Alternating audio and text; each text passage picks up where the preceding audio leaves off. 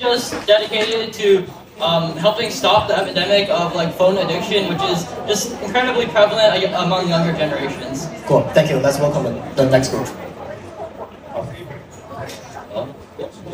Alright, so I'm not the group leader of our group. He's not here today, but I'm one of the members of Visible Voices. It's used to help include inclusivity to younger people, especially in this day and age, because of the lack of it. Thank you. Lecture, please. My name is Jingjiu Zhang, and I'm the leader of the psychology-based book club project called Read to Rise. And our book club invites psychological professionals that are licensed with the government as guest speakers, which help us promote inclusive Canada. Yeah, thank you, please. Hi, my name is Grace Van. I'm the team leader of Graceful Gardens Project 8. And in our project, we worked on creating homemade organic enzymes to restore the environment for planting. That's true.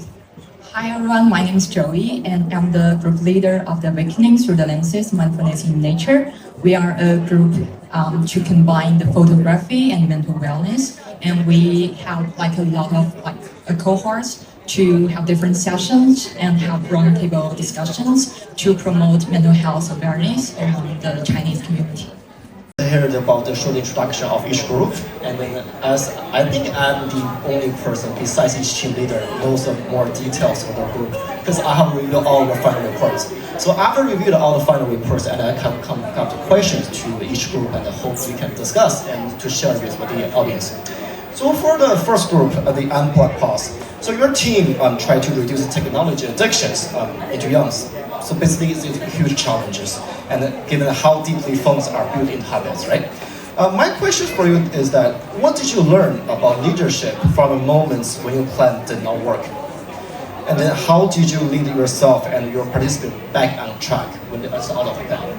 Okay, so I will say there are many challenges, and I'm sure it's the same for every other leader. There's always going to be problems, things that go wrong, or things that just don't go as you planned. But I think the important thing and what I learned the most is to just keep going.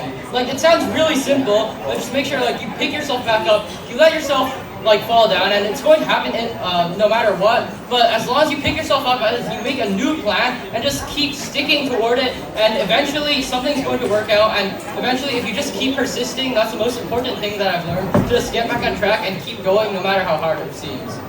Wise. So I heard that your project is used to share identities through photographies, which is a very brilliant topic, a beautiful concept. But behind that, your group also mentioned that you face particular challenges, and specifically in terms of 3 different school boards, scheduling conflicts, and current uncertainty, and logistics that keep shifting. My question for you is, guys, what was the moment when you realized that the success of Visible Voice was not about the posters, food, and photography, but about the emotional client and create the people to feel seen?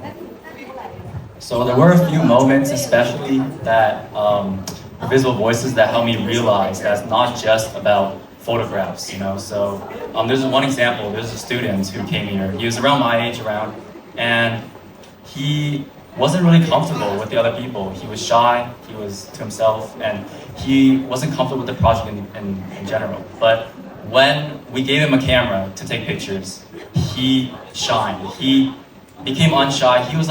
He was using his space, and he was utilizing this to focus on details. And when he showed us the picture, oh my God,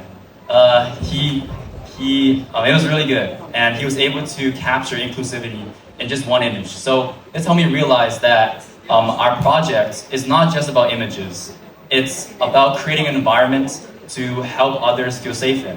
And this is not just one of the moments. There are many others, but it's helped me realize that Visible Voices truly is, and it was really working. Thank you so much for the sharing. So I see that persons, right? Cool. And then we get a question for our next group, the Read to Rise. So your project created a safe emotional space for youth to share openly, and which is very and powerful, but I really like to see that. My question is, as the facilitators, how did you balance holding the space for the youth and while also maintaining structure and direction for each season? So as the facilitator, I believe that in order to find a balance between vulnerability and structure, I need to move between two roles, the witness and the guide. For the first hour of the book club session, I usually have a clear structure. I will start with a guiding question, and I will allow all the participants to share their opinion on that particular issue. And so in this way, everyone has the equal opportunity to speak about their opinions and share their stories. And at the same time, they have a very clear idea of when is it going to be their turn to share. So in this way, it fosters their sense of safety when sharing about their vulnerable stories. And in this part, my role is more like a witness. I listen and I validate their feelings. And in the second part, it's usually more free-flowing, where participants, they will talk about themes and issues that arise from the first part. And this part is where a lot of people, maybe their stories becomes very long, or when the discussion sometimes become heated. And in this case, I would use micro-intervention just to steer the conversation back on track. But most of the time, I don't really intervene too much because I believe the group has the ability to self-regulate. So overall, I believe that vulnerability and structure, they do not oppose to each other. Instead, they actually depend on each other. Without a structure, people won't feel safe enough to open up and share their vulnerabilities, or they may not have the opportunity to do so.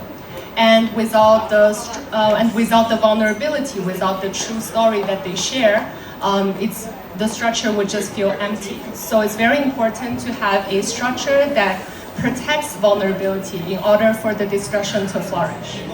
Okay, welcome for the next group, our Graceful Guardians. So the Graceful Guardian, your project is very unique and which is required weeks of testing, adjusting, and also formula conditions, and even restarting, right? So you also mentioned that the process was not linear and that you have learned and not expect immediate result.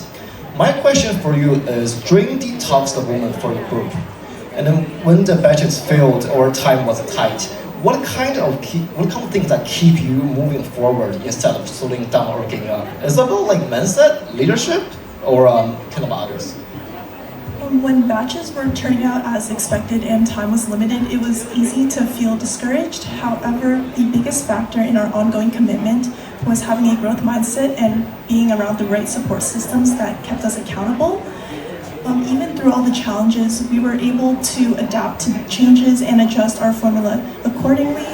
And we realized that this is important because if we're able to adjust the changes, then we can really combat any challenges, and which is essentially what a growth mindset is. And we also receive support from our families, the Canada-China Federation of Entrepreneurs, and especially from our mentor, Yinan, who has shown us unwavering trust ever since we started beginning the proposal. To add, it was just having a lot of support was so important throughout the entire process, and we really learned that being able to adapt to these changes was so important to truly make a change in the community. I see it. Thank you. So basically, leadership is not perfect. It's not about always right, always smooth, but it's real. Okay. And then basically, you can see that the leadership was earned through these activities. And probably that's all we're going to share for today. Thank you, ladies and gentlemen. Thank you, everyone. The leadership just started beginning. Thank you.